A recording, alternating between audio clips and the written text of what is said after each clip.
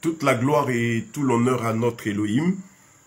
Je bénis le Seigneur pour la grâce qu'il nous donne encore ce soir de poursuivre notre enseignement que nous avons commencé depuis quelques jours.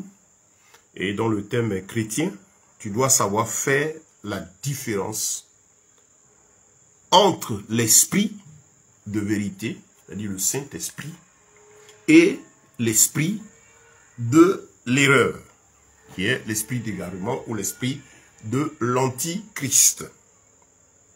Notre passage de base, c'est l'épître de Jean, la première épître, 1 Jean, le chapitre 4, versets 1 à 6, qui nous dit de ne pas croire tout esprit, mais plutôt de les éprouver, parce que plusieurs faux prophètes sont venus dans le monde. Voilà, plusieurs faux enseignements sont là, et donc il est important pour l'enfant de Dieu de faire attention. Je rappelle quand Jean, guidé par l'Esprit, déjà donnait cet enseignement, il y a plus de 2000 ans de cela qu'il a fait. Il y a plus de 2000 ans. Ça veut dire que déjà à leur époque, la lutte pour la connaissance de la vérité, pour la bataille de la vérité, le triomphe de la vérité sur le mensonge et la contrefaçon continuait. Et comme on a dit déjà dans les deux interventions précédentes, cette bataille-là ne date pas d'aujourd'hui. La guerre entre la vérité et le mensonge ne date pas d'aujourd'hui. C'est depuis la nuit des temps. Et je vous invite, pour vous qui prendrez cet enseignement, cette troisième partie en cours, à aller sur notre compte WhatsApp ou Facebook. Voilà, vous allez trouver plutôt le compte Facebook, vous allez trouver là, je crois, les enseignements précédents. Voilà, vous allez les trouver là. Voilà, donc cela va certainement vous édifier. C'est bon d'avoir le tout, hein. Quand on enseigne, c'est bon d'avoir le tout. Nous sommes dans la troisième partie, donc je vous invite. La deuxième partie a été donnée hier, et puis je crois avant-hier aussi, nous avons eu à donner la première partie, si j'ai bonne mémoire. Voilà, ce qui est sûr, voilà l'élan du message. Nous sommes donc dans la troisième, et je vous exhorte donc à avoir le tout. Vous savez, c'est important. Ce sont des choses très sensibles que nous touchons. Nous disons beaucoup de choses par la grâce de Dieu pour aider le peuple du Seigneur à comprendre. Et donc, c'est important d'avoir le tout du message. Voilà. Parce que certains sont mal intentionnés. Le fait de dévoiler leurs œuvres, hein, les œuvres des ténèbres, ça ne leur plaît pas. Donc, ce qu'ils font, c'est de chercher à prendre des bouts de phrases ici, des bouts de phrases là. Ils ne cherchent même pas à écouter le tout, et ils ne font pas écouter aussi le tout aux gens. Voilà, tout simplement parce que ils se sentent menacés par ces vérités-là qui viennent pour libérer l'esprit du peuple de Dieu. Le Seigneur nous a dit dans le livre d'Éphésiens que nous n'avons pas à lutter contre la chair et le sang. Mon combat, ce n'est pas contre un homme, contre un système, non. C'est contre l'esprit de l'égarement, l'esprit de l'antichrist, du diable, qui travaille à égarer les enfants de Dieu, à salir le nom de notre Seigneur, donner l'occasion aux gens qui ne connaissent pas Dieu de fouler aux pieds le témoignage de notre Dieu. Ça, c'est inacceptable pour nous qui sommes chrétiens, nous qui avons Christ qui nous a sauvés.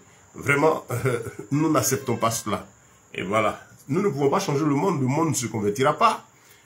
Il y aura toujours cette bataille, mais pendant que nous sommes vivants et que nous sommes là, comme les apôtres étaient là, lorsque nous entendons des choses qui ne glorifient pas le Seigneur, nous intervenons pour dire ceci n'est pas de notre Dieu, parce que voici en réalité ce que notre Père a dit. Voilà, ainsi, ceux qui écoutent ont la vérité, et donc chacun fait son choix. Voilà, le Seigneur a dit ceci, les ténèbres ne régneront pas toujours. Et avant ça même, il a dit encore que de sa parole, il n'en disparaîtra pas un seul trait de l'être. L'espérance du diable, c'est de s'attaquer à la parole de Dieu, la travestie, depuis toujours. C'est ce qu'il a commencé en Éden, quand il a commencé à affronter l'homme. Il dit, Dieu a-t-il réellement dit? Son boulot, c'est mettre en doute les commandements de notre Seigneur, faire en sorte que nous ayons une mauvaise perception, les falsifier. Il ne vient pas dire que Dieu n'existe pas, mais il vient dire, Dieu a-t-il réellement dit? Adam et déjà, ils avaient l'habitude du Seigneur, ils le connaissaient. Donc, il était très difficile pour lui de venir se présenter à eux pour dire que lui, il est Dieu. Non. Par contre, aujourd'hui, la plupart des gens naissent comme ça, sans avoir de relation, sans être de famille, soit chrétienne, ou bien les parents ne connaissent pas le Seigneur. En tout cas, la plupart d'entre nous n'avons pas l'occasion de connaître Christ peut-être tout jeune, Et donc, on vient dans le monde qu'on trouve là, on y vit. Et certains même disent qu'ils sont athées, ils ne croient pas en Dieu. Donc, c'est facile pour Satan de tenir l'esprit de certaines personnes et leur dire que Dieu n'existe pas, pour certains. Ou même quand il existe, qu'il y a plusieurs dieux, ainsi de suite. Tout ça, pour ne pas que l'homme suive le véritable Elohim, le véritable Dieu. Mais nous bénissons le Seigneur parce que il est toujours à l'œuvre, il veille sur sa parole et il la tient. Dans Ésaïe 55, versets 8 à 11, il dit, il en est ainsi de sa parole, elle ne remonte jamais à lui sans avoir accompli son effet, ce pourquoi elle a été envoyée. Lui, le Seigneur, veille sur sa parole, afin que celle-ci s'accomplisse pleinement. En tout cas, quand ça vient de lui, sa bouche. Donc, que Dieu vous bénisse pour votre présence ce soir en ligne avec nous.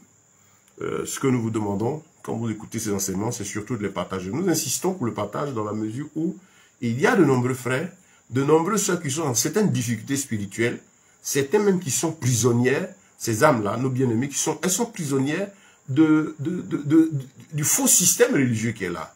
Vous avez des âmes, des brebis pour lesquelles Christ a payé le prix du châtiment qui produit la paix.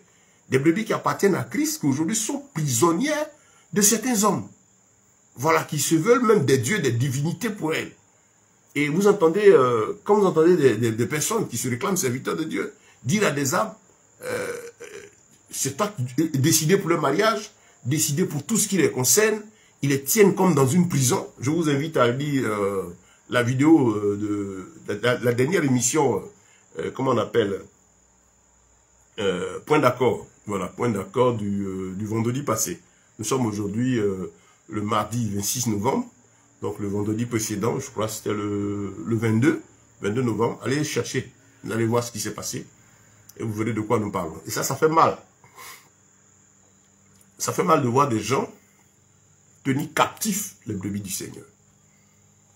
Et malheureusement, la plupart des âmes aujourd'hui sont mal affermies. C'est vrai que les gens accusent les serviteurs de Dieu, bon, les faux oins, parce qu'il y a les vrais hommes de Dieu. Voilà. Il y a les véritables serviteurs de Dieu. Ce ne sont pas des gens célèbres qui cherchent à se faire voir. Ce sont des gens qui ont le fardeau des âmes, qui travaillent pour le bonheur des brebis, qui ne les tiennent pas captives, qui leur donnent la liberté, qui leur enseignent la parole. Il y en a, mais ils ne sont pas nombreux. Et ce n'est pas des gens de beaucoup de matu-vus, des gens de buzz, des gens de like. Non. Ce sont des hommes de vérité, voilà, qui ont pour souci glorifier Dieu. Et donc, malheureusement, quand il y a un problème aujourd'hui, on dit les pasteurs. Pourquoi? Parce que on mélange avec ces véritables serviteurs de Dieu là, on nous mélange avec malheureusement plus de 70% aujourd'hui du groupe qui ne sont vraiment pas appelés du Seigneur, qui voient l'œuvre de Dieu comme étant un business, une occasion pour s'enrichir. Et ce sont eux qui posent ces actes-là, qui sont tristes, amoraux, ces actes de méchanceté, de pillage, de malhonnêteté, et qui salissent le nom du Seigneur. Ce qui fait que les gens disent non, les pasteurs, quand on dit un pasteur, on dit oh, c'est les mêmes là. Non, nous ne sommes pas les mêmes. Voilà, nous ne sommes pas les mêmes. Et donc, malheureusement, comme je dis, on n'est pas nombreux, mais nous sommes avec notre Seigneur. Voilà, notre Seigneur. Et nous nous battons pour la vérité, nous battons pour que ceux qui aspirent à la vie éternelle connaissent la parole de Dieu, marchent dans la sanctification, plaisent au Seigneur. Et à ceux qui s'évertuent à servir le diable, à servir le chair, et à ceux aussi qui sont les véritables enfants de Dieu, qui travaillent aussi à défendre les intérêts de notre Père. Que le Seigneur vous bénisse.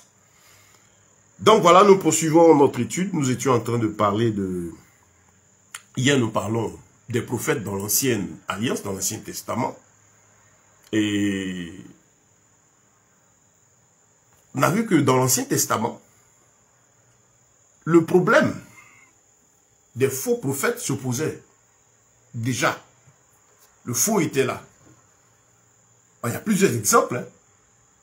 Et donc, on pouvait voir que Dieu se saisissait dans l'Ancienne Alliance d'un individu, de très peu de personnes, dans la vie du peuple, généralement d'un seul, et en qui il donnait son esprit, il mettait son esprit pour orienter le peuple dans les actes, les actions, tout ce qu'il y avait à faire. Pas que le prophète en question venait pour dire autre chose que la loi. Les prophètes là de Dieu, les Moïse et autres, c'était des gens qui étaient enseignants de la loi. La preuve, c'est Moïse qui a reçu les commandements du Seigneur, la loi, et qui est venu la donner. Maintenant, la prophétie qu'il exerçait, c'est qu'il donnait le message, la voix de Dieu selon les besoins du moment, les orientations, les continuités des actions du Seigneur, mais sur la base de l'Écriture. Et donc ces vrais prophètes étaient de véritables enseignants de la parole, c'est garant de l'Écriture, c'est garant de la vérité. Vous allez voir Moïse, après lui vous allez voir Samuel, qui faisait très peur. Quand Samuel sortait, qu'il arrivait, il y avait la crainte. Vous voyez les Ésaïe, les Jérémie, et regardez, ces prophètes-là, à chacun dans son époque, étaient confrontés, chacun d'eux était confronté à un groupe de faux prophètes. Il y avait toujours des gens qui faisaient le travail contraire à ce que ces personnes donnaient. Parce que ces prophètes-là, vous allez remarquer quelque chose de particulier, ils ne disaient pas ce que le peuple voulait. Ces gens, ces véritables serviteurs de l'Éternel, enseignaient la loi du Seigneur, amenaient le peuple à obéir au commandement, et amenaient la voix de Dieu pour continuer à garder le peuple dans la crainte de l'Éternel. Et vous allez voir, tous les messages qu'ils prophétisaient n'étaient pas pour le plaisir des hommes, mais pour la gloire de Dieu. Et le plus souvent, la foule ne les aimait pas. Les gens les rejetaient. Mais eux gardaient la vérité. Et en face de, comme on l'a dit, il y avait ceux-là, qui étaient les plus nombreux à chaque fois, qui disaient ce que le roi ou l'autorité qui était là voulait entendre, ce que le peuple voulait entendre, et donc, qui plaisaient au peuple. Donc ce problème entre le faux et le vrai ne date pas d'aujourd'hui. Mais retenons que à cette époque-là, comme on a dit, l'Esprit de Dieu n'était pas donné à tout le monde, il était donné à un seul individu. Et comme je dis, là encore, vous avez l'occasion de voir la différence entre le vrai et le faux dans l'ancienne alliance. Il y a tellement d'exemples, hein. Je vous invite à lire vos Bibles, il y a tellement d'exemples. Je vous ai cité le cas de Josaphat dans 1 roi 18 et Akab qui devait aller en guerre contre les Philistins. Et il s'est trouvé que Josaphat a demandé à Akab, parce qu'il craignait Dieu, « Ah mon frère, consultons l'Éternel. » Akab allait chercher Sédécias et ses collègues, 400 prophètes au total, qui prophétisaient au roi ce qu'il avait envie d'entendre. Ils sont venus, Akab les appelait en premier. Ils ont prophétisé la victoire du roi, « Va, tu vas revenir. » Akab était content. Et il voulait faire pression sur l'esprit de Josaphat. Et à Josaphat de dire non. S'il n'y a pas d'autre prophète, je vous invite à lire l'histoire. Et s'il n'y a pas une autre voie. Et Josaphat a été très précis, il a vu 400. Avec des cols, des sensations, des bishops, des archibishops, avec leurs vestes de démonstration. Ce qu'on voit aujourd'hui là, c'est pas nouveau. Hein. En fonction du temps, cette soi-disant gloire, ce protocole humain autour d'eux, avec tout ce bruit-là, ils le font en fonction du temps. Voilà. Dans l'ancienne année, il y avait la même chose. Beaucoup de bruit, beaucoup de cols, verser l'huile ici, étendre la main, faire du sensationnel. Et le roi était content, comme les prophètes d'aujourd'hui. Ils réjouissent le cœur des âmes. La plupart de nos prophètes, là, ceux que vous voyez là, qui se réclament prophètes et qui sont faux, ils réjouissent le cœur des gens. Leur travail, c'est de dire aux gens ce qu'ils ont envie d'entendre. Ils ont même des prophéties pour les gens qui n'ont pas la crainte de Dieu. Il y en a qui ont des prophéties pour les artistes, les célébrités. Non, tu seras ceci, fais attention, hein, tu es important devant Dieu. Dans quoi? Dans les abominations qu'ils font là. Parce qu'eux, ils ne sont pas capables de dire, de les appeler à la repentance. Vous avez ces prophètes-là, qui donnent du plaisir, hein, aux mondains, du plaisir aux croyants, mais qui ont pour ennemi les gens qui sont attachés à la vérité. Parce que ceux qui sont attachés à la vérité ne se laissent pas séduire par leur bruit. Et donc, il y a tellement d'exemples. Mais ce que vous devez comprendre, c'est que, là encore, le Seigneur, même dans l'ancienne alliance, insistait sur le fait que, pour le peuple, de faire attention. On a donné Deutéronome 18, où le Seigneur disait à Israël, attention, tu ne dois écouter que la voix de l'Éternel seul. Vous devez lire tout ce chapitre. Le Seigneur insistait pour que le peuple s'attache à la vérité, s'attache aux oracles du Seigneur, n'écoute pas les divinités, n'écoute pas les puissances des ténèbres, n'écoute pas les devins, les dirigeants de bonne aventure. Ce que vous avez aujourd'hui là, c'est des dirigeants de bonne aventure. Ils sont là, ta destinée, ta grandeur. Ils disent aux hommes ce qu'ils ont envie d'entendre. Ton lendemain sera grand. Ils ont des prophéties même qui déclarent sur la vie des gens. Ils font des proclamations qu'ils appellent prophéties sur les gens. Et ils orientent, ils déplacent la destinée des gens. Ils font du sensationnel. Vous voyez?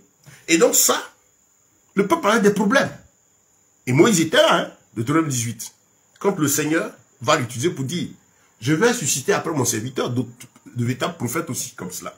Mais voilà comment vous devez les suivre. Parce que Moïse faisait peur. Il était là, c'était difficile pour le faux de trouver une place. Jeannès et Jambres en ont eu pour leur compte en Égypte. Et tous les autres aussi qui le suivaient et qui ont voulu se réclamer aussi. On dit, oh Moïse là, ils sont allés vers le veau d'or et tout ça. Et ils ont été frappés par le Seigneur. Donc après Moïse, Dieu annonçait que pendant que Moïse était vivant, qu'il va en avoir d'autres. Et je te susciterai un prophète.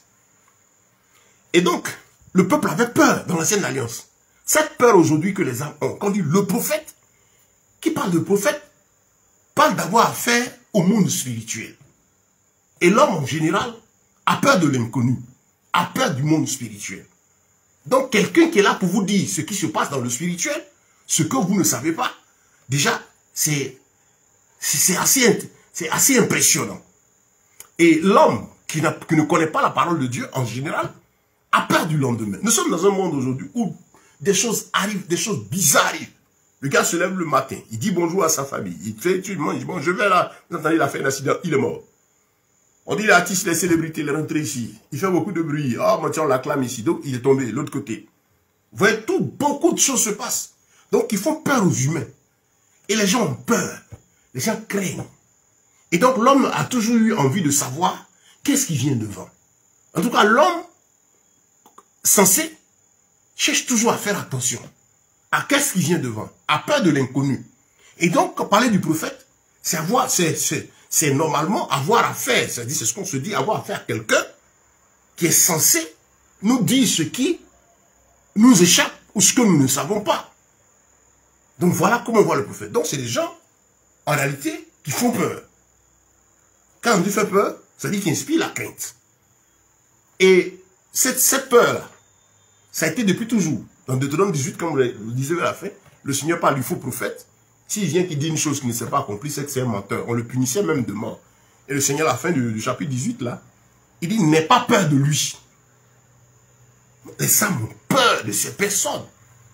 Et ça ne date pas de maintenant. Moïse ne cherchait pas à faire peur au peuple. Moïse n'avait pas une attitude pour attirer la crainte autour de lui. Moïse était là avec le peuple. Il se battait, il parlait avec eux. Mais il n'avait pas un comportement du genre, je suis Moïse. Tout le monde ne peut pas m'approcher. Moïse ne se comportait pas comme ça. Tous ceux qui étaient dans la Bible ne se comportaient pas de la sorte. Au contraire, mais c'est le peuple qui voyait en eux des hommes, des personnages exceptionnels et qui les respectait. Mais ceux-ci ne faisaient pas. Voilà, donc, ceux-ci-là, ils ne faisaient pas du respect que le peuple leur devait. Ces serviteurs de Dieu, c'est véritable. Un moyen d'oppresser, de tenir dans la crainte le peuple, les effrayer. Non. Regardez ces personnes dans l'Ancien Testament, c'est des gens simples. Des gens simples. Et toujours dans l'Ancienne Alliance, donc c'est important de bien voir cette histoire de l'Ancienne Alliance, ces prophètes, les vrais et les faux, dans l'Ancien, comment ça se passait. Et comme on a dit là, Dieu donnait son esprit qu'à une seule personne, ou quelques-uns, peut-être deux, mais qui conduisaient le peuple. Mais il y avait toujours une voix autorisée dans l'Ancienne Alliance. Et donc, je rappelle, ces prophètes, ils avaient pour mission donner la voix de Dieu. Je vous invite à lire les autres vidéos, sinon on ne va pas en finir. On ne va pas tout en rappeler cela. Donc, le Seigneur dit, n'aie pas peur d'eux. N'aie pas peur. Et donc, de l'Ancienne Alliance jusqu'au Nouveau, quand Yeshua, Jésus est venu, le même problème se posait. Quand il arrivait à trouver qui les pharisiens. Les pharisiens. Mais avant lui, il y a Jean-Baptiste qui a commencé à prêcher. Son parent. Quand Jean-Baptiste a commencé à prêcher, il faisait déjà peur aux gens. Parce qu'on parlait de prophètes, de nature, les gens ont peur. Ceux qui sont courageux n'ont pas peur, ils écoutent. Mais déjà, ils se disent, qu'est-ce qu'il va m'apporter comme nouvelle? Parce que c'est intéressant de savoir la position de notre Créateur sur le lendemain. C'est intéressant. Et donc, Jean-Baptiste est venu. Et il avait dérangé déjà le peuple à sa manière de faire. C'était pas un homme, une star. Vous avez vos prophètes d'aujourd'hui là. C'est des stars en habillement, des stars en make-up, des comportements égaux mondains. Ils sont en concurrence avec les DJ, les bons mondains, là, dans leur comportement, vous voyez le monde même. Quand ils passent, tout le monde l'appuie. Il faut qu'ils prennent sa voiture dans le quartier, on l'appuie. Quand les gens baptisent et autres là passaient, les gens avaient du respect. Mais par contre, nos prophètes d'aujourd'hui, les faux là, c'est comme ça, c'est des hommes de la foule. Tout le monde est content parce qu'il va venir dire ce qui leur plaît. Quand Samuel venait, les gens avaient de la crainte. Et donc, quand notre Seigneur est venu, il a trouvé qui là? Les pharisiens. Puisqu'à cette époque déjà, la Bible dit qu'il n'y avait plus de prophètes qui parlent en Israël depuis presque 400 ans. 450 ans. Jusqu'à ce que le dernier prophète se taise. Et que Jean-Baptiste arrive.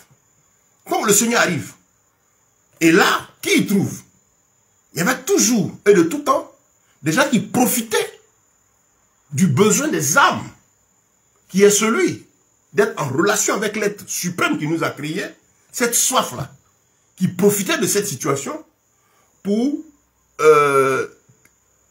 capturer, posséder, profiter de l'esprit de la plupart des gens du peuple qui étaient des esprits faibles. Et donc vous avez les pharisiens avec leur boubouleuse habillement. Ils faisaient peur au peuple. Et donc quand le Seigneur est venu, il n'a pas porté les mêmes habillements que ces pharisiens, ces chefs religieux, ces bishops, ces archibishops. Il n'a pas porté les mêmes habillements qu'eux. Il est venu avec son vêtement simple, qui n'était pas luxueux, qui n'était pas sale, modeste, simple, qui n'avait qu'une seule couture, avec lequel il pouvait aller et sur le riche et sur le pauvre. Ça énervait les pharisiens. Toi qui dis que tu es Messie, qui t'a oint, quel bishop, quel archibishop, quel patriarche a parlé de toi ici? On connaît tous les rabbins, tous les rabbis, tous ceux-là sont là. On connaît ton père, charpentier là.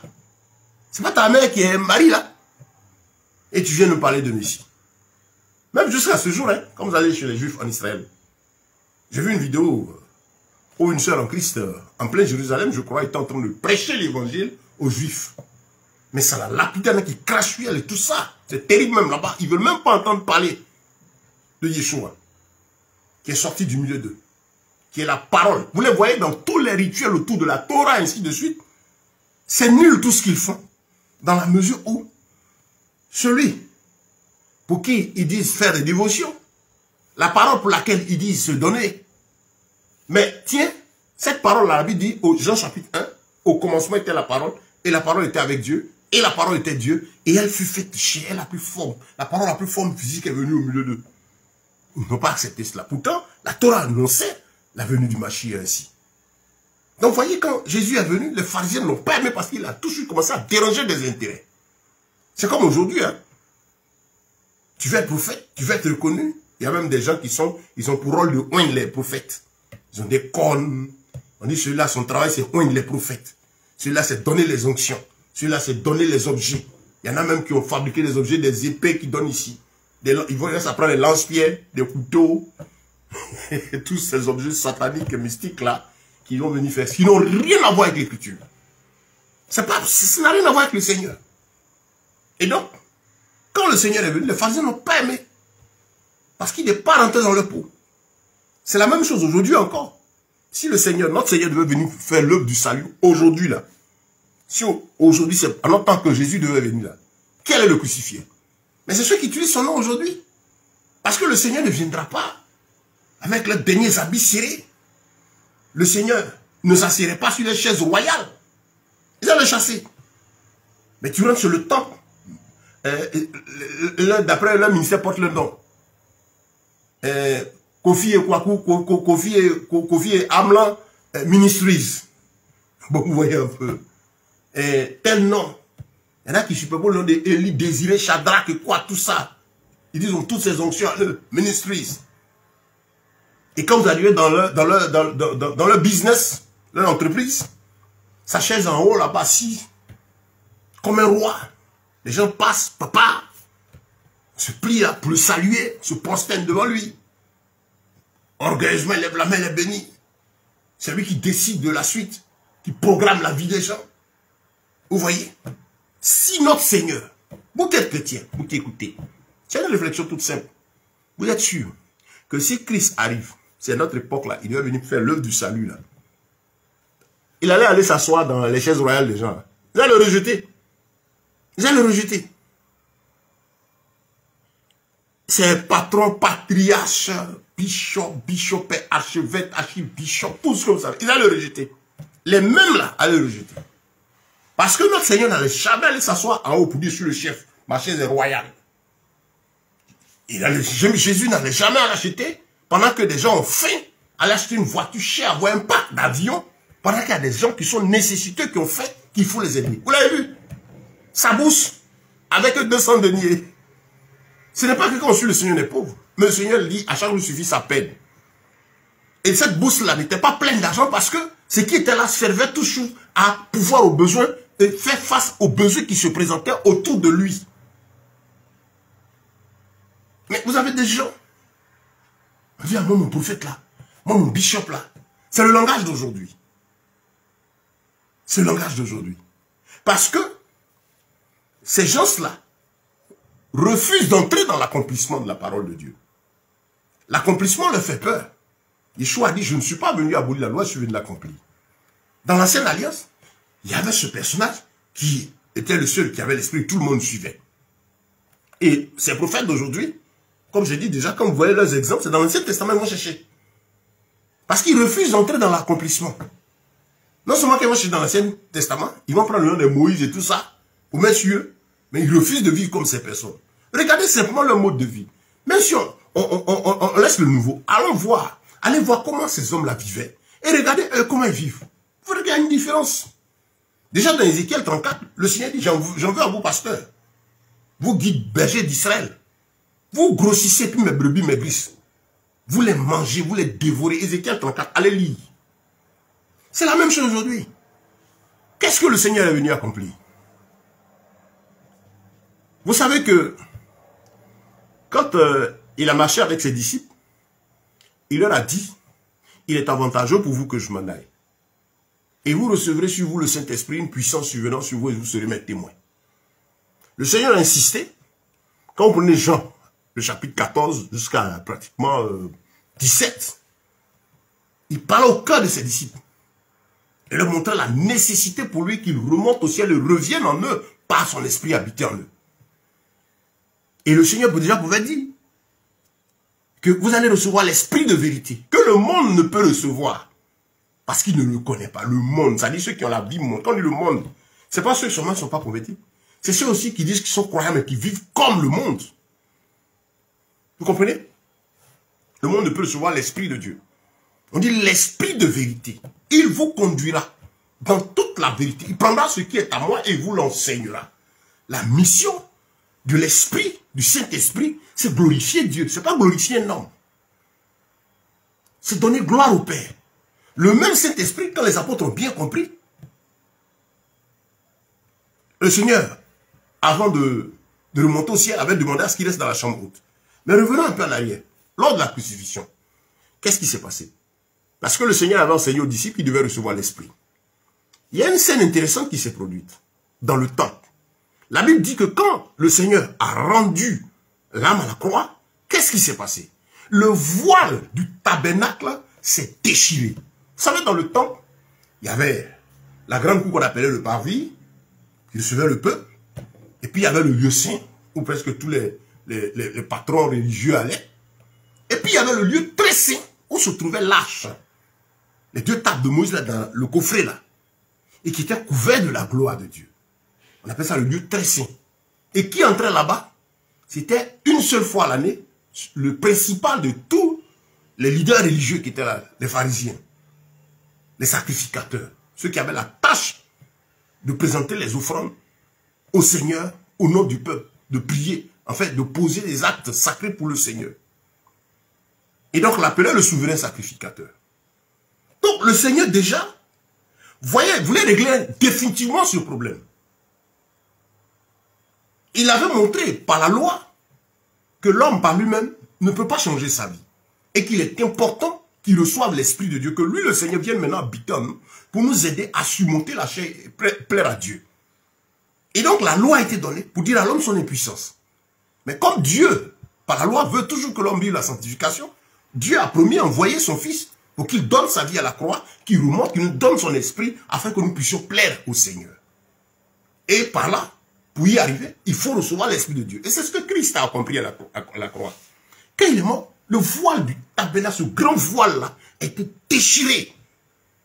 Ça signifie que le fait que le voile se déchire, c'était pour dire désormais, tout le monde a accès à la présence de Dieu. C'était un aspect physique là. Déjà, le Seigneur n'y était plus, puisque c'est lui qui était, l'âge qui était dedans. La parole, elle a pris forme physique, celle qui était à la croix. Mais il déchire ce voile-là, encore pour passer un message à tout un chacun de nous. Désormais, tout le monde a accès à ma présence. Désormais, au lieu qu'il y ait un seul qui est l'esprit et qui conduise le peuple.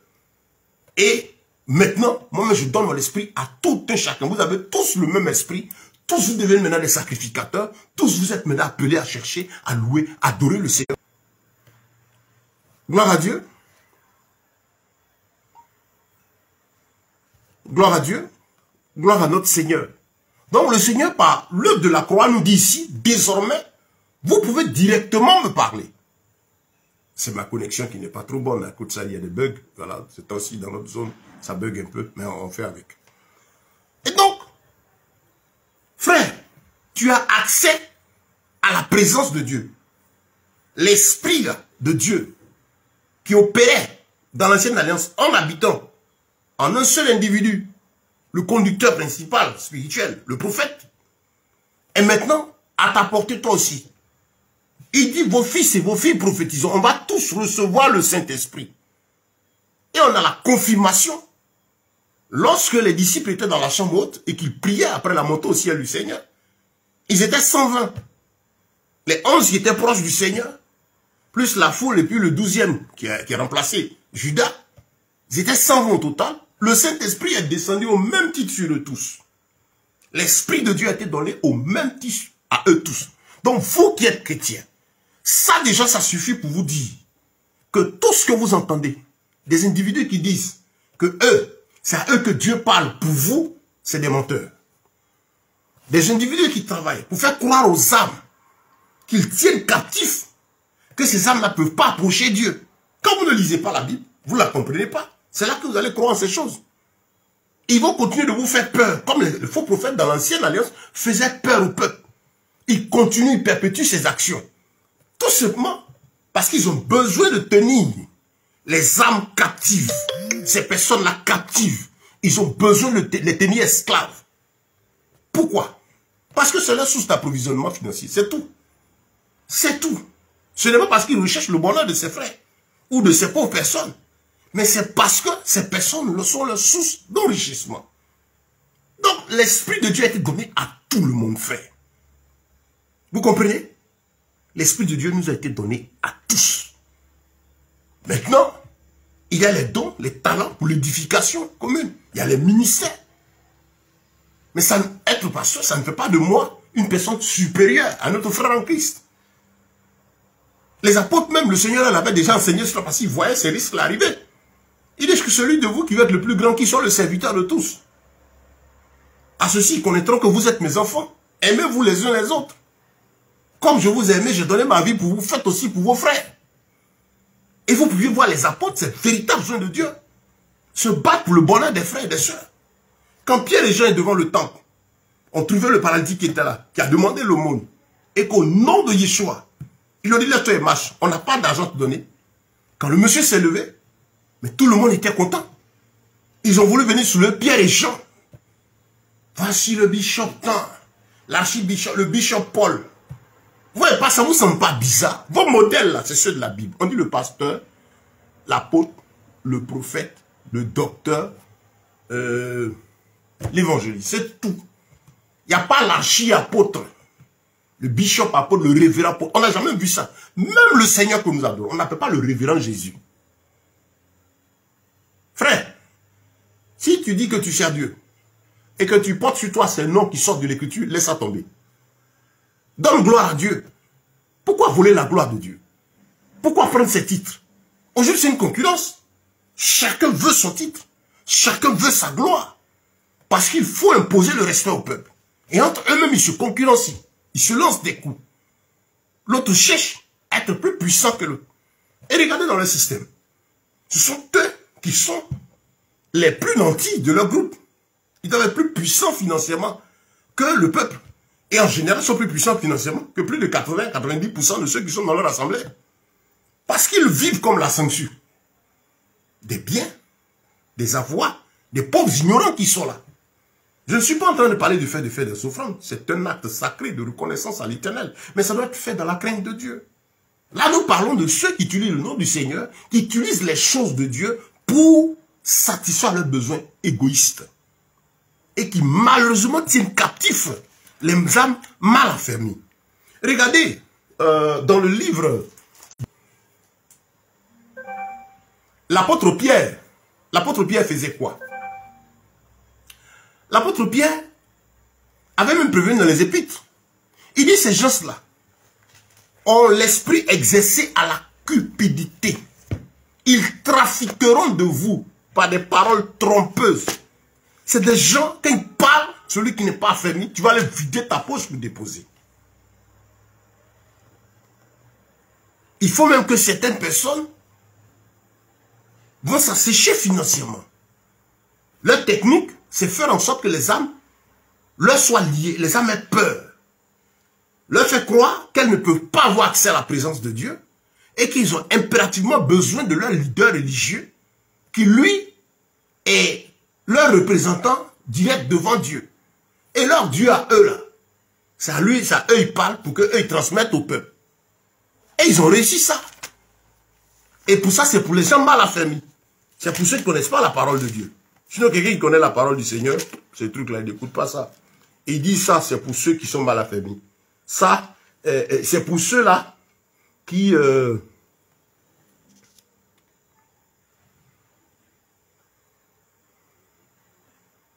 Voilà, donc je vous invite à lire les épîtres de Pierre, le second épître de Pierre, comme le premier, pour voir l'histoire de ces faux prophètes-là. Oui, ces gens-là, à cause desquels la voix de la vérité est calomniée. Frère, cet enseignement est donné pour ouvrir votre esprit. Pour que vous cherchiez Christ. Vous compreniez que vous avez accès à la présence de Dieu. Vous sortiez des liens de ceux qui vous tiennent captifs par des pratiques, des dires, qui font que vous avez peur. Non, ce n'est pas le Seigneur. Christ nous a donné la liberté. C'est important. Tu dois connaître le Saint-Esprit. L'esprit de vérité. La Bible dit l'esprit de vérité. Ça dit, quelqu'un dit que c'est un certain esprit qui l'anime là. Que ce serait l'esprit de Dieu. Prends ton sang-froid. Va examiner la vie de Christ. Comment Christ était humble, simple et facile. Dans 1 Jean, le chapitre 4, il dit, ceux qui sont de Dieu confessent qu'Yeshua est venu en chair. Que Jésus est venu en chair. Dont le témoignage est dans les évangiles. Et eux-mêmes là, ils doivent être la réplique de la vie de ce Mashiach. Vous voyez? Si ce n'est pas le cas, la Bible dit que c'est l'esprit de l'égarement. Ce sont des gens possédés par les démons qui ont pour mission de vous éloigner de Christ en détournant votre attention, en vous séduisant, en vous mentant. Vous comprenez? C'est quelque chose d'assez important, c'est assez grave. Et il est important que l'enfant de Dieu fasse attention à tout cela, frère. Ne tombez plus dans ces pièges. Christ a tout accompli à la croix pour vous. Votre liberté, votre vie, le règlement des soucis, des problèmes, tout ce que vous avez a été accompli à la croix. Si vous ne lisez pas, ces gens-là vont vous avoir. Parce qu'ils viendront, ce sont eux qui vous font croire qu'ils maîtrisent l'inconnu. Ils ont le monopole de la connaissance de ce qui concerne votre vie, votre futur, tout ce qui vous gravite. Que vous êtes là et vous avez impérativement besoin d'eux. Alors que le Seigneur a été donné pour nous donner de prier, d'intercéder, de chercher sa face. Il nous parle par sa parole, il nous parle par des songes, il nous parle par des visions. Et aujourd'hui, étant en Christ, le voile du tabernacle ayant été déchiré, nous tous ayons accès à la présence de Dieu, censés recevoir tous le même esprit. Si jamais moi, je suis prophète, tu gardes ton calme, tu écoutes. Ce que je dis, si tu as le Saint-Esprit, et que ce que je viens à toi par l'esprit de vérité, quand je vais parler, le Saint-Esprit en toi te fera savoir que ça c'est moi, ou ça c'est pas moi. Ou même ce qui va te dire, même si tout de suite tu n'as pas un élément de défense, tu verras que cette parole-là ne te met pas à l'aise. C'est un des signes de l'esprit de dire, garde ton calme, va fouiller. Je prends un passage. Aujourd'hui, l'un des éléments qui fait que les âmes sont maltraitées, c'est le côté matériel. Tous ces prophètes-là, c'est faux. Qu'est-ce qu'ils utilisent? C'est l'aspect matériel. Et il y en a qui disent que prêcher, dénoncer ces choses, c'est s'attaquer aux faux prophètes. Non, c'est l'Écriture qui nous dit de le faire. Parce que l'heure est grave. Des gens meurent, des gens périssent. Des jeunes auxquels on ne dit pas la vérité. Qui sont dans le monde du showbiz, où Christ n'a pas sa gloire. C'est un monde pourri. Avec tout ce que vous savez dedans. On ne leur dit pas la vérité, se repentir, qui étaient là pour donner leur vie au Seigneur. On ne leur dit pas ça. Et ces gens-là, vont dans ces soi-disant églises, ils ne sont pas nés de nouveau. Ils ont de certaines bénédictions, ils ont un certain esprit. Ouais, dans leur prière, qu'est-ce qui se passe? Gloire à Dieu. Ne vous faites plus avoir, frère. Ne vous faites plus avoir. Prends ton calme. Le Seigneur a donné son esprit pour qu'il t'habite toi aussi. Et si quelqu'un est de Dieu, il t'encourage à chercher la présence de Dieu. Il ne te force pas à t'exécuter.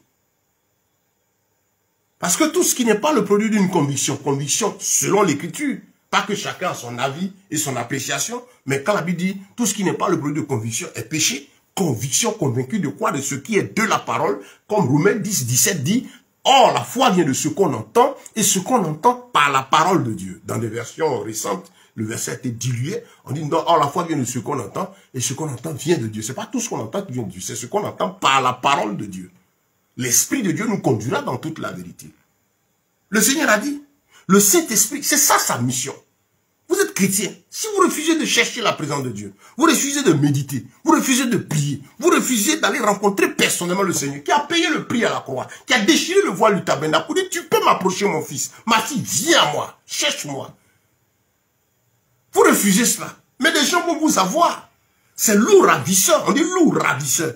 Un loup, il mange, il détruit sa proie. Il va te ravir, te détourner pour son ventre. Ils tiennent les âmes pour leur ventre. Vous avez des gens qui travaillent, qui ne sont pas libres de leur mouvement. Le leader ancien, religieux en question, le patron, connaît leur salaire. Il suit leur mouvement financier. C'est lui qui va leur dire, tu fais telle dépense. Ils ont une technique même, ils séparent les gens de leur famille. Qu'est-ce qu'il faut faire? C'est ton oncle, c'est ta tante, c'est tes parents. Faites attention à ça. Deux fois même, ils séparent les couples. Parce que s'ils remarquent que dans le couple, il y a un qui est réticent, qui ne se soumet pas trop. Lui, il faut tout faire pour séparer la femme de l'individu. Mais en emprisonnant l'esprit de la femme ou de l'homme. En général, c'est les femmes qu'ils ont. Parce qu'elles sont plus faciles à avoir dans ce domaine-là. La technique, c'est vous séparer de vos parents, de vos amis, de vos proches. Des gens qui peuvent attirer votre attention sur la vérité et vous attacher à eux. Sortez de là. Si c'est votre cas, vous êtes en prison. Vous êtes en prison, sortez de là. Mettez-vous devant le Seigneur qui vous conduise vers de véritables frères, de véritables frères. Non, mais ils sont rares, il y en a. Le Seigneur se laisse être trouvé par celui qui le cherche. Frère, c'est important. Il y a une chose que ces personnes font. Les proclamations, qu'ils appellent prophétie. La prophétie, c'est quoi? C'est le fait de parler de la part de Dieu. Voilà ce que c'est bibliquement parlant, selon Dieu. C'est le fait de donner un message de Dieu. De dire, le prophète, selon ce que Dieu a fait là, son rôle, c'est de parler quand Dieu dit, va dire. Et il se tait après. Il n'a pas le droit de dire son avis. Ce n'est pas ses pensées qui viennent dans nos peuples. Mais sa bouche est pour dire la pensée de l'Éternel et puis se tait, c'est tout. Son rôle, ce n'est pas de chercher à faire plaisir aux gens, leur dire ce qu'ils ont envie d'entendre. C'est dire la parole de l'Éternel. Et Dieu tient à ce que ce qui est dit là soit de lui. Voilà pourquoi les faux prophètes, il les mettait à mort. Et même ceux qui continuent actuellement, il y a un jugement sérieux qui s'abat sur eux. C'est la tendance aujourd'hui. Dieu m'a dit, Dieu dit, Dieu dit. Comme je le disais hier, faites attention, vous qui vous lancez dans ces choses. Vous blasphémez contre le Saint-Esprit. J'ai peur pour vous parce que la Bible dit qu'il n'y aura pas de pardon pour celui qui blasphème contre le Saint-Esprit. C'est faux parler en langue. C'est devenu un jeu. Mais le parlant, c'est dit quoi? C'est par l'esprit. Quel esprit vous anime? Vous qui faites ça par imitation. Le fait de parler en langue n'est pas ce qui dit que le Saint-Esprit est présent. L'esprit, la personne est dans la vérité. C'est à travers sa vie. Dans Matthieu 7, la Bible vous allez reconnaître à leurs fruits. Et le fruit de l'esprit, il est unique, ce n'est pas les fruits. Galates 5, verset 22. l'amour, la paix, la joie, la bonté, la patience, la foi. Tous ces éléments en un seul. Mais on vous dit, celui qui a le Saint-Esprit, c'est celui dès qu'on commence à prier, le sensationnel, l'émotionnel. Donc vous le voyez, il est vêtu indécemment, mal coiffé, des cheveux longs, la Bible dit honteux pour un homme de porter de longs cheveux, du désordre sur le visage, des habits de sirène. La sirène des eaux, là, c'est pas les femmes seulement qu'elle possède, elle possède aussi ces prédicateurs-là. C'est séducteur. C'est démon de la séduction. Et c'est ça. Quand tu as l'Esprit de Dieu, tu fais attention, parce que le Saint-Esprit t'amène à honorer Christ, pas quelqu'un d'autre. Et donc ces gens-là, et dès ce qu'ils prophétisent, attention. Le Seigneur dit attention. Là, je m'adresse à ces personnes. Attention. Pensez à votre âme. L'enfer vous attend.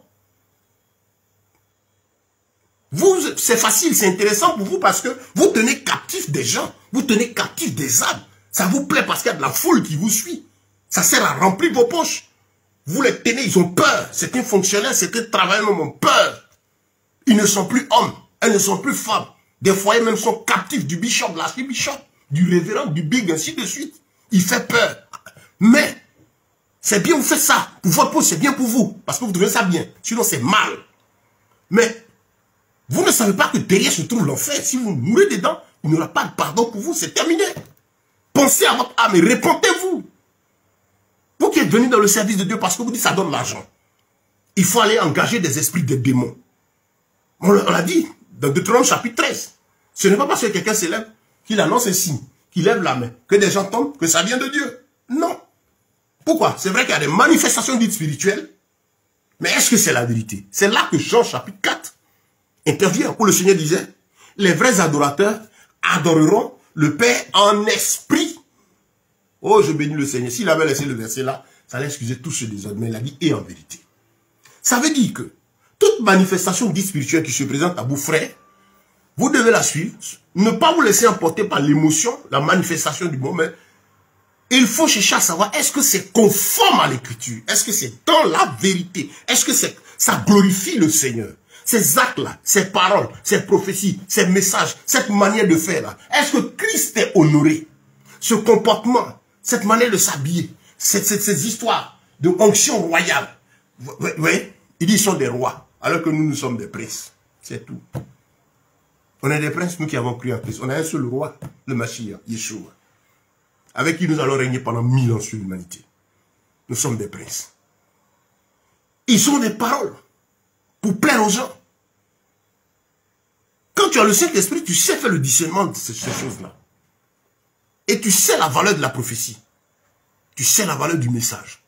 Le message doit donner gloire au Seigneur. Ce qui est donné comme message, tu vas t'asseoir tranquillement, tu écoutes, on dit, Dieu me dit, ainsi parle l'Éternel. Ok, écoute.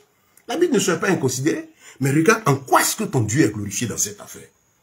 Et une fois que ton Dieu n'est pas glorifié, sors de là. Tu n'as pas compte à rendre, alors le Seigneur dit, n'aie pas peur de lui, il ne peut rien te faire. Je vous ramène à cette émission, de point d'accord, vous allez voir un peu, c'est ce qu'ils font. T'as pas maudit. Il y a un qui dit, je vais fermer ton anus. C'est moi qui ai fait. C'est par mes prières que tu es arrivé là. C'est terrible. Comme si ce sont eux qui changeaient la vie des gens. Comme si ce sont eux qui exauçaient. Mais non. C'est le Seigneur qui exauce. Le véritable frère en Christ. Il te soutient dans la prière. Il t'exhorte. On prie. On intercède ensemble. On vous soutient. Et on prie. Et qui exauce la prière? Qui bénit? C'est le Seigneur. Qui amène à l'accomplissement ce qui est dit. C'est le Seigneur. Quand cela le glorifie. Le véritable point de Dieu, serviteur de Dieu, c'est que ce ne sont pas ses pensées, ses désirs que Dieu réalise. C'est ce qui plaît à Dieu que Dieu réalise. Le véritable point de Dieu a pour mission de vous aider à rentrer dans le plein de la volonté de Dieu. Il aide les frères, il aide la sœur, il aide le peuple, les frères. Prions, cherchons la face du Seigneur pour que Dieu nous inspire. Parce qu'il a compris que nous vivons pour le roi. Nous vivons pour plaire à Dieu. En quoi est-ce que ceci honore le Seigneur? Ah frère, vous voulez vous marier, gloire à Dieu. Vous n'avez pas à vous inquiéter parce que le Seigneur a dit, il n'est pas bon qu'on soit seul. C'est plutôt qu'on va ensemble intercéder pour que le Seigneur conduise les pas. Pour que le Seigneur inspire, dirige les choses, pour qu'il te donne l'homme qu'il faut. Parce que Dieu étant omniscient, sait par exemple dans le cas du mariage, qui est ton époux, qui est ton épouse. La personne ne connaît pas. Dieu ne fait pas des tests. Comme ce comédien-là, qui maîtrise vraiment beaucoup de sujets réels, hein, mais qui encourage les gens à avoir une double vie, une vie d'impudique. Parce que lui-même est impudique.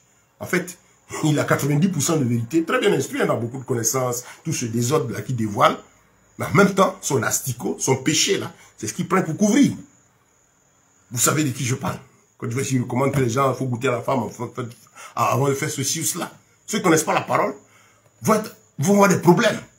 Les gens qui disent, non, c'est vraiment le vrai pasteur. Pourquoi? Parce qu'il va dénoncer les tas, tout. Et puis, exactement. Moi, je connais bien ce qu'il a fait, c'est pas nouveau pour moi. Mais là où il refuse d'entrer dans l'écriture, c'est ce côté sanctification, le côté couple. Allez sur ma page, j'ai une étude biblique sur la polygamie est-elle d'actualité? Ou bien Dieu veut-il que le chrétien peut-il être polygame? Voilà. Les conditions du mariage selon la parole de Dieu. Donc, voyez, vous avez besoin de connaître votre Dieu. Gloire à Dieu. Gloire au Seigneur. Que Dieu vous bénisse. Donc, frère, prophétiser là, c'est parler de la part de Dieu. C'est pas se lever et puis dire ce que je veux. Vous remarquerez cela avec ces faux prophètes. Je proclame sur toi. Je te déclare. Et puis il faut sceller la prophétie. Ça, c'est lui qui dit. C'est pas le Seigneur. Et comme les gens aiment la facilité, qu'ils pensent qu'il y a des gens qui ont le monopole de la présence de Dieu, qui sont des transformateurs, des faiseurs de vie, des transformateurs, et non plus Christ qui transforme les vies. Des faiseurs de miracles, les miracles, ce sont eux. Vous voyez le comportement, quand ils parlent avec arrogance, comme ce sont eux qui transforment. Ce n'est pas la foi, hein. C'est une arrogance. Ce n'est pas de la foi qu'ils ont. Ils sont arrogants. Vous pensez que c'est de la foi, c'est de l'arrogance. Ils défient Dieu même. Je proclame. Je change. Je prophétise. Il y a un nouveau truc là même. Je suis prophétisable. Dis je suis prophétisable. J'ai entendu ça, il dit mais c'est quelle maladie ça? Et là je suis prophétisable. Il dit au nom de Jean le dit. Dis tu es prophétisable. Et il te dit quelque chose. Tu seras. Regardez, c'est dès que de la bonne aventure qu'ils vont vous donner. Ils ne vous diront pas ce qui va vous amener à la vie. La crainte, la sanctification. Leurs prophéties ne vont jamais là-bas. Ils montrent tes ennemis dans ton entourage. Voilà pourquoi tu n'as pas été l'argent, mais tu vas avoir beaucoup d'argent. C'est ça la prophétie. Ça, ce n'est pas une prophétie. C'est des devinettes. Ce sont des spirites. C'est du spiritisme masqué avec le christianisme. Ce sont comment on appelle, des devins animés de l'esprit de Python. L'esprit de Python, allez dans le livre des Actes. Qu'est-ce qui s'est passé? L'apôtre Paul était dans une ville, à partir de Actes 16. Il était avec ses collègues dans une ville en train de prêcher. Et il se trouvait qu'il y avait une femme animée d'un esprit de Python qui devinait. Deviner. Vous voyez, ces prophètes là, c'est des devins. Quand la foule, il attend ton oncle, ta tante. Vous voyez, c'est de la divination, hein, des devinettes. Souvent, c'est pas vrai. Mais il essaie de voir, d'arranger. Yes, papa. Et puis, deux fois, il s'arrange même avec des personnes dans la foule pour fabriquer. Et ceux qui sont ignorants, disent, mais il est fort. Il a raconté le passé. Il a raconté l'avenir. Ils ont des mises en scène. Ils s'entendent avec certaines personnes qu'ils payent. On a vu ça. Avec des cas où ils ont dit qu'ils ont reçu des morts et tout ça. Ça, c'est une autre chose qu'ils font. Hein. Quand ils ne sont pas animés de vrais démons pour donner des devinettes, pour diviner. Vous voyez un peu? C'est la divination. Ils vont s'arranger avec des âmes. Cette dame-là, qu'est-ce qu'elle vous donne comme message? Ces hommes sont les serviteurs de Dieu très haut. Écoutez-les. La Bible, elle a fait ça pendant plusieurs jours. Et ça a gâché l'apôtre Paul. Il s'est arrêté et il a chassé le démon, cet esprit de Python. Parce que l'esprit de Python a la capacité de vous dire ce qui vous concerne. Quand vous venez devant cet individu, déjà en se présentant devant lui, dans votre esprit, vous vous abaissez déjà sous la puissance qui anime cet individu. Donc du coup, spirituellement, l'esprit qui anime ce faux oint, cet instrument de Satan-là, vient tout de suite dominer sur vous. Et comme ce sont des démons, ils n'ont pas la capacité de donner le futur. Le démon n'a pas ce pouvoir. Mais le démon connaît, puisqu'il sait, ce démon qui est avec lui va rentrer en contact avec l'esprit qui te fatigue. Et c'est là que ces informations passent dans le spirituel, puis ce dernier va commencer à dire des choses. On dit, ah, vraiment, ce qu'il dit, c'est vrai. Hein? Il a dit le nom de ma tante et de mon oncle. Dans des cas, c'est vrai. Comme je dis, dans des cas aussi, c'est des arrangements qu'ils font, des mises en scène. Vous voyez un peu? Non. Le Seigneur a payé le prix du châtiment qui produit la paix. Le Seigneur révèle les choses cachées, mais ces révélations conduisent à la crainte de son nom. Il ne va pas donner des révélations pour de fuir vos parents.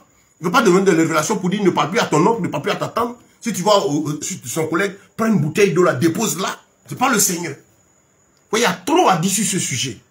Retenez ceci. On ne peut pas donner tous les détails de ce qu'on sait à propos. Mais nous sommes là pour vous dire, pour te dire, il te faut être rempli du Saint-Esprit. Tout véritable serviteur de Dieu va t'encourager à être rempli du Saint-Esprit. Lui-même chercher à être rempli du Saint-Esprit. Parce que notre mission, c'est nous-mêmes nous préparer à rencontrer le Seigneur et en aidant le peuple à faire de même, tous imitateurs du Mashiach. Fuyons le vieil homme, mourons au péché, vivons maintenant dans la sanctification. Vous voyez un peu? Donc il faut faire attention. Les gens aiment bien ce qu'ils font aujourd'hui, proclament, se déclarent, ta destinée. Le mot ta destinée, allez chercher ça dans la Bible. Nous avons une seule destinée, c'est le royaume des cieux, toi et moi. Ta destinée sur le chemin de ma destinée. Les gens aiment ça. Parce que le message est égocentrique, il parle de toi. Tu seras puissant, tu seras la tête. On ne te dit pas, tu seras dans le royaume des cieux, tu vas voir Jésus. Ça, c'est pas dans la bouche. Le salut de ton âme, il n'y a pas de sujet dessus. C'est les possessions matérielles. Et comme je dis hier, leur technique, c'est de faire en sorte que vous restiez toujours dans l'espérance. Et eux, pendant qu'ils le disent, c'est dans le moment donné, quand ils font le programme, c'est les offrandes. Puisque quand il va dire, il va te dire, viens sceller la prophétie, tu vas sortir de l'argent. Lui, il n'a pas foi. Lui, il use de subterfuge, de tactiques, de techniques, et il a des pratiques occultes, il embrigade ton esprit, à l'instant, il prend ton argent, puis toi, on te met dans une certaine foi, une certaine espérance. Et les hommes continuent, depuis ils prient, ils vont ici, mais ils enrichissent des individus, et quand vous les voyez, ce sont eux qui sont puissants, qui ont tout financièrement, et les pauvres âmes souffrent. Je parle là de ceux qui utilisent la parole de Dieu pour s'enrichir. Moi, je sers Dieu. Je vis de la grâce du Seigneur. Ceux qui me connaissent, je travaille avec mes 10 doigts. J'entreprends. Oui. Je travaille avec mes 10 doigts, j'entreprends. Je réfléchis avec les frères. Et je me bats pour trouver du travail pour ceux qui n'en ont pas. Et puis on réfléchit avec les frères. On dit les temps sont difficiles. On a tous besoin d'argent. C'est toujours par le travail libéral. On encourage les frères à des activités libérales, à diversifier les sources de revenus. C'est ce que le Seigneur nous enseigne. Au plan socio-économique, nous travaillons, nous prions, et puis nous passons au travail. Parce que l'argent s'obtient par le travail libéral entrepreneurial. Je vais aborder ce sujet, je crois pas demain. Pourquoi l'évangile de prospérité prospère? Pourquoi est-ce que ce faux évangile prospère? Demain, on va aborder ce sujet. Donc, frère, ne tombez pas sous le charme de ces personnes. Annoncer des paroles positives, c'est pas ce qui va changer ta vie. C'est le Seigneur qui accomplit sa parole. Quand une bénédiction, quelqu'un peut se lever et proclamer soit, tu es ceci, tu es cela. Non, c'est pas nouveau. Deutéronome 28, celui qui connaît la parole de Dieu. Le verset 1, 2 et 3. Si tu obéis à la loi de l'Éternel, voilà les bénédictions qui seront ton partage. À partir du verset 1 et 2. Mais les gens ne lisent pas ça, ils vont commencer à partir du verset 3. Tu seras béni à la tête, tu seras à la tête et non à la queue. Mais le 1 et 2, on dit si tu obéis. La bénédiction, retenez ceci. Tout ce qui est matériel là, pour nous enfants de Dieu, ces choses que nous obtenons, nous avons besoin d'obtenir par la grâce de Dieu. Parce que si c'est l'aspect argent, matière, tout ça, Dieu a donné à la nature. Il a donné à la nature de rendre à celui qui travaille. Donc on n'a pas besoin d'être chrétien pour avoir de l'argent. On n'a pas besoin d'être chrétien pour faire ce... Il y a certaines choses qu'il a donné à tout le monde. Mais il y a certaines choses qui, pour les avoir, lorsque nous sommes bloqués, nécessitent l'intervention du Seigneur. Et ce que l'homme recherche, qui est en fait la paix, la joie de l'âme, du cœur, c'est le Seigneur qui le donne. Et ça, c'est la conséquence de l'obéissance et de la soumission à Dieu. J'ai une étude longue de près en 22 étapes sur comment obtenir la bénédiction divine. C'est en 22 parties. On les a en audio, on les a en vidéo. Vous pouvez m'écrire pour les avoir. Je pense que d'ici peu, cette première série-là va être traitée en MP3, mis sur des clés et distribuée gratuitement. Pour que tout le monde puisse l'avoir. En tout cas, tous ceux qui cherchent, vous allez prendre pour étudier en plusieurs thèmes qu'on abordait. Hein. sur la première série. Pour que vous puissiez mûrir. Ces enseignements sont pour ceux qui aspirent à la vie de disciples, qui veulent plaire à Christ. Ça ne peut pas être, c'est difficile à digérer pour ceux qui cherchent à plaire aux hommes, qui ont des écuries à défendre. Non. Quelqu'un peut proclamer quelque chose sur toi, mais la chose, si elle ne glorifie pas Dieu, elle ne va pas s'accomplir. Parce que c'est Dieu qui bénit. C'est Dieu qui matérialise la bénédiction. C'est lui qui la rend effective. Nous faisons des proclamations. Ces proclamations, les gens appellent ça prophétiser. On dit pose une action prophétique. Ce mot action prophétique, j'ai cherché jusqu'à... Dans ma Bible, je ne vois pas action prophétique. Non, on te dit ce tac-là, il faut poser, ça va provoquer la grâce de Dieu. C'est quoi tout ça? On ne va pas te dire d'obéir, de sanctifier, de marcher selon le Seigneur et laisser Dieu te conduire. Parce que le Seigneur déclare ceci, dans Éphésiens chapitre 2, le verset 10, qui nous a créés en Yeshua pour de bonnes œuvres qu'il a préparées depuis les temps anciens, afin qu'on vienne simplement marcher dans ces œuvres-là. D'où vient-il encore te dire que non, pour que Dieu bénisse, pour qu'il agisse, il faut que tu fasses ceci. En ce temps, l'œuvre de la croix, la sert à quoi? La Bible déclare ton problème, ta situation, tout ce qui t'oppresse là. Yeshua, Jésus a tout accompli à la croix de Golgotha. Tout a été réalisé là. Reste tranquille, assieds-toi, bénis le Seigneur parce qu'il t'a tout donné. Si tu es là et que le diable t'oppresse, la situation est compliquée toujours, tout part de ta relation avec le Seigneur. Est-ce que tu as l'Esprit de Dieu? Est-ce que tu as sincèrement donné ta vie au Seigneur? Parce que quand tu décides tout de suite de donner ta vie à Christ, les démons sont obligés de partir. Il n'y a pas de relation entre les ténèbres et la lumière. Il n'y a pas de personnage spécial pour te libérer des démons. C'est à partir de la conversion à la nouvelle naissance que le démon, quand toi-même tu vas lui dire, va-t'en, il est obligé de partir. Par ta décision de donner ta vie à Christ, il est obligé de fuir. Par la repentance sincère, ta libération vient de la repentance. Celui qui avoue ses transgressions et les délaisse obtient miséricorde. Mais vous êtes dans vos péchés. Tu es dans des péchés, dans l'iniquité. Tu cherches la célébrité. Tu cherches à plaire aux hommes. Tu pries un certain Dieu avec un certain par la langue. Mais ton cœur, toi-même, tu sais que tu es impudique. Tu sais que tu es pécheur. Tu sais que tu es menteur. Tu n'es pas tranquille. Quel Dieu? Et vous allez trouver des gens qui ne vont pas toucher, vous amener à mourir à la chair, à être libérés de l'oppression du péché. Ils vont vous bénir dans ça. Ils vont vous fatiguer, vous allez continuer de vous fatiguer. Parce que, s'il faut dire, comme il dit le secret de la délivrance, ils vont faire des programmes, 3 nuits de libération. Venez, toi, ta tante, les sorciers, ils proclament, ils détruisent, ils proclament, ils détruisent. Mais ils ne touchent pas à vos cœurs, ils ne touchent pas à vos vies. Vous savez que vous êtes dans le péché. Il ne vous appelle pas à mourir à soi-même, à donner votre vie à Christ et à prendre la vie de Christ avec lui, vous. Venez à moi, vous tous qui êtes fatigués, chargés, je vais vous donner le repos. Prenez sur vous mon joug. Mais quand tu acceptes Christ, il dit à son joug, sa parole, c'est une vie, c'est une histoire qui n'est pas facile. Mais prends ce fardeau-là. Parce qu'il y a 2 jougs. Il y a le joug du diable, qui est oppressant, qui compte ta volonté, et il y a le joug de l'Éternel, qu'on accepte avec la volonté et qui est doux. Mais c'est aussi un fardeau, et le Saint-Esprit nous aide avec notre bon vouloir à lui plaire. Tandis que l'autre joug, c'est celui du diable, oppressant, et contre notre volonté, qui détruit, qui avilit, qui n'a pas besoin de ton avis. Soit tu as le joug de Dieu, ou soit tu as le joug du diable. Né de nouveau, cherche Christ. Donne-lui ta vie. Convertis ton cœur. Assieds-toi, regarde ta vie. Et réponds-toi sincèrement. La repentance, c'est reconnaître son péché. Le regretter et l'abandonner. Reconnaître, regretter, abandonner. Évidemment, reconnaître, regretter. Parce que si je le reconnais, je le confesse. Je regrette, je confesse, je reconnais. Reconnaître, regretter, abandonner. Tu verras là, le diable va fuir. Il ne résiste pas à la présence du Seigneur. Si une salle à la lumière, si on l'éteint tout de suite, les ténèbres arrivent. Donnez votre Dieu au Seigneur. Convertis-toi à Yeshua. Frère, sœur, donne ta vie au Seigneur. Abandonne-toi à lui. Tu t'es fatigué, tu cours dans tous les sens, ça ne va pas. Il n'y a pas quelqu'un qui va changer ta vie. On ne t'a pas dit la vérité, dis pas la vérité. Parce que c'est à cause de ton argent, ils vont te balancer ça et là. Si jamais tu travailles, si jamais tu es dans les affaires, tu es ceci, ils ne vont pas déranger ton système de vie parce qu'ils ont besoin de l'argent que tu gagnes dans la vie que tu mènes là. Si c'est mauvais, c'est bon, eux ont besoin de cet argent. Donc il faut trouver la technique pour te mettre dedans pour qu'ils puissent avoir leur argent. Et faire des semblants de prière, des semblants de pratique. Souvent même, certains sont attachés à des démons pour produire de faux miracles. Mais tu n'auras pas la paix. Parce que la paix, c'est Jésus seul qui la donne. Il la donne en regardant le cœur de l'homme. Il la donne en t'amenant à regretter ton iniquité. Il te donne la paix en te donnant de fuir le monde. De fuir la célébrité, de fuir ses vanités. Réponds-toi. Change de vie. Prends sur toi la parole de Dieu. Accepte Christ.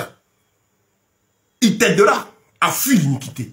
Vous savez quand Christ transforme l'homme, le monde autour de toi, tes amis, c'est pas toi-même qui vas les chasser. On les chasse tes amis. Non, on ne chasse pas les amis. Tu donnes ta vie au Seigneur. Mais le diable va faire que ces personnes-là vont commencer à te fuir. C'est pas que toi tu veux qu'ils te fuient. La Bible ne dit pas qu'il faut que tu te sépares d'eux. La Bible, c'est tes péchés que tu te sépares.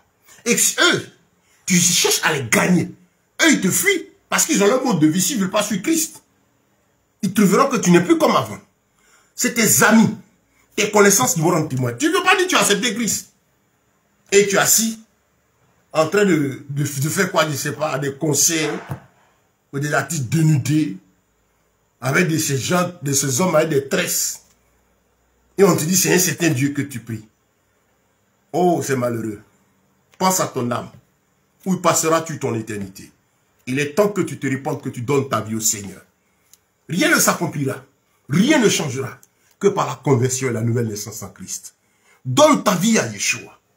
Ouvre ton cœur. Il a déchiré le voile du tabernacle. Le Seigneur veut parler avec toi, d'homme à homme, femme à femme. Il veut parler avec toi, d'homme à toi, d'homme à homme. Il dit d'âme à âme, voilà. Il cause, il parle, transforme, donne la vie, la joie. Frère, sœur, il te faut ça. Et ça ne peut que t'aider. Tu vivras, la vie va changer. Et il t'aidera. Et la bataille, c'est vrai, tu as besoin de soutien de frères. Le Seigneur fera, tu vas rencontrer de véritables frères qui viendront t'aider. Nous sommes là. Si tu as un problème spirituel qui te fatigue, tu peux m'écrire là. Je ne vais pas régler ce problème. On va parler avec toi de ta conversion, de la nouvelle naissance, ces bases-là. Quand tout ça s'est réglé, le diable fuit. La seule chose qui donne l'autorité à Satan dans la vie d'un âme, d'un être, la seule chose qui lui donne le droit de tenir là, c'est le péché. Le sorcier n'a pas le pouvoir de détruire ta vie. Le diable n'a pas ce pouvoir. Il y arrive à partir de la décision de ton cœur. C'est vrai, il est puissant, il détruit, le sorcier détruit, il tue. Mais il arrive à dévorer celui qu'il peut. La Bible dit quoi? Le diable rôde cherchant qu'il pourra dévorer. Je suis en train de te faire comprendre que quand tu acceptes Christ, le diable est désarmé. C'est vrai qu'il attaque, il est puissant, mais il est vaincu au nom de Yeshua. Et tu vois la puissance et le pouvoir de ce nom. Et tu peux même le chasser seul. Si c'est terrible, les situations sont coriaces, des frères peuvent te soutenir. Peuvent prier pour toi. Quand Dieu glorifiera son nom, non. Je suis le frère, c'est grâce à moi qui c'est moi qui prie pour toi, c'est moi qui t'ai. En fait, ils ont remplacé Christ. Hein? Non, c'est des voleurs. Fuis ces personnes. Tu as besoin du maître, de Yeshua, qui a donné sa vie pour te sauver. Que le nom du Seigneur soit béni. Je crois que je vais m'arrêter là. Comme on a dit, le thème de notre enseignement, c'est chrétien, disciple de Christ. Quand je dis chrétien, je m'adresse aux disciples chrétiens. C'est la définition. Comment le mot est sorti pour la première fois? C'est des gens qui n'étaient pas les disciples de Christ, qui ont appelé les apôtres, les premiers disciples, les frères là, chrétiens, parce qu'ils voyaient en eux Christ. Leur manière de vivre, c'est ça. C'est pas parce que quand ils se retrouvent à 4 heures, 2 heures de temps dans leur endroit fermé, c'est là ils sont saints. Non, c'est des gens, c'était leur vie de tous les jours. On dit chrétien. Et ça, c'est un adjectif qualificatif, c'est le païen qui le donne. Nous sommes des disciples. Bien-aimé, tu dois connaître l'Esprit de ton Dieu par la méditation, la prière, la conversion sincère au Seigneur, par la prière, la recherche constante de sa personne, accepter qu'il te transforme, accepter de fuir la chair, de se séparer de tous ces plaisirs vains, et tu verras, il va grandir en toi. Et les démons fuiront, tu seras plus que vainqueur. Tu verras toutes ces paroles s'accomplir pour toi. Et ainsi, tu seras à l'abri de tous ces loups ravisseurs. Et ils n'ont pas pitié. Hein. Ils ne pensent même pas à leur âme. Ils ne savent même pas que Satan les mène en enfer. Ils sont dans une course, la course à l'argent. Les temps sont durs, c'est difficile. Je vous invite demain à l'étude. Pourquoi l'évangile de prospérité prospère? Pourquoi ce faux évangile sur l'argent? Pourquoi ils arrivent? Pourquoi ça prospère? On va comprendre ensemble cela. On a besoin d'argent, les temps sont difficiles. Et si vous n'avez pas Christ, vous n'avez pas l'attachement au Seigneur, vous allez vous faire avoir. Parce qu'aujourd'hui, ce n'est pas facile de gagner de l'argent. Ce n'est pas facile. Il y a le choix entre aller faire des incantations pour aller plus vite comme ceux qui le font, ou bien passer par la sueur du front avec où poussent les ronces et les épines, comme le Seigneur a dit, les difficultés, les épreuves dans l'entrepreneuriat, toutes ces lourdeurs, mais on y arrive quand même. Tu gagneras ton pain, tu n'auras pas ton pain, tu auras ton pain, mais avec les ronces et les épines. On a des célébrités, des gens qui sont puissants, qui sont passés par là, mais ils ont une histoire. Les temps sont compliqués. Donne ta vie à Yeshua. Il t'aidera, il te bénira, il t'aidera à te contenter du peu que tu as. Et au fur et à mesure, il te fera avancer. Je ne prie pas un Dieu pauvre, un Dieu misérable. Je prie le Dieu qui m'appelle à la plénitude de vie dans le royaume des cieux. Sur la terre ici, ce qu'il me donne, c'est juste pour tenir, pour continuer la marche jusqu'à ce qui reviennent me rappellent. Mon esprit n'est pas focalisé sur les biens matériels, ça ne m'intéresse pas. Ce que je recherche, ce que j'obtiens au plan matériel, c'est pour me permettre de poursuivre la mission, le travail que j'ai à faire. Aider les frères, aider les sœurs, en allant rendre témoignage, aider les nécessiteux. Tout ce qui contribue à glorifier son nom. Jusqu'à ce qu'on vous dise, tu as fini, viens. Et vous le voir, gagner des âmes, des hommes, des femmes convertis à Christ, c'est notre victoire.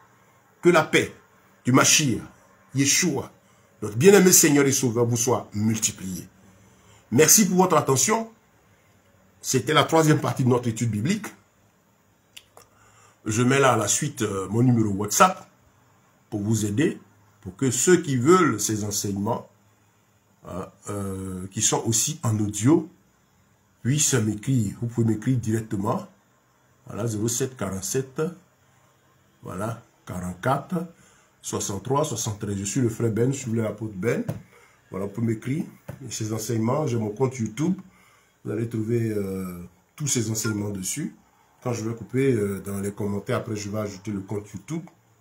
Je ne suis pas un gros maîtrisard de l'outil informatique, hein, mais vous allez pouvoir profiter de cela. Et donc, que Dieu vous bénisse.